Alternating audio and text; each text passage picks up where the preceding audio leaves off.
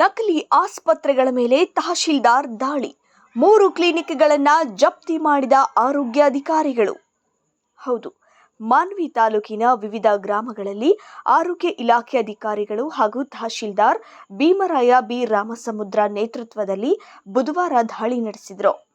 ಮಾನ್ವಿ ಸಮೀಪದ ನೀರಮಾನ್ವಿ ಗ್ರಾಮದಲ್ಲಿ 1 ಹಾಗೂ ಪೊತ್ನಾಳ್ ಗ್ರಾಮದಲ್ಲಿ 2 ನಕಲಿ ಕ್ಲಿನಿಕ್ಗಳ ಮೇಲೆ ದಾಳಿ ನಡೆಸಿ ವೈದ್ಯಕೀಯ ನೋಂದಣಿ ಇಲ್ಲದೆ, ವೈದ್ಯ ಪದವಿ ಇಲ್ಲದೆ ಇರುವ ನಕಲಿ ವೈದ್ಯ ವೃತ್ತಿ ನಡೆಸುತ್ತಿರುವವರ ನಕಲಿ ಕ್ಲಿನಿಕ್ಗಳನ್ನು ಸೀಜ್ ಮಾಡಲಾಗಿದೆ.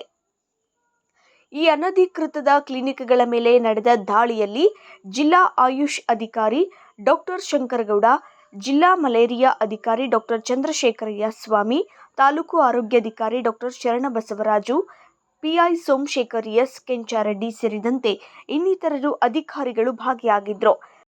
ಮಾನ್ವಿ ತಹಶೀಲ್ದಾರ್ ಸಾಹೇಬ್ರೆ, ಮಾನ್ವಿ ನಗರದ ಹಲವೆಡೆ ಅನಧಿಕೃತ ಕ್ಲಿನಿಕ್ ಸೆಂಟರ್ಗಳು ತಲೆ ಎತ್ತಿವೆ, ಅಲ್ಲೂ ಕೂಡ ಭೇಟಿ ಕೊಡಿ ಎಂದು ದಾಳಿ ಬೆನ್ನಲ್ಲೇ ಸಾರ್ವಜನಿಕರಲ್ಲಿ ಇಂದು ಚರ್ಚೆಯಾಗಿರುವುದು ಕಂಡು ಬಂದಿದೆ.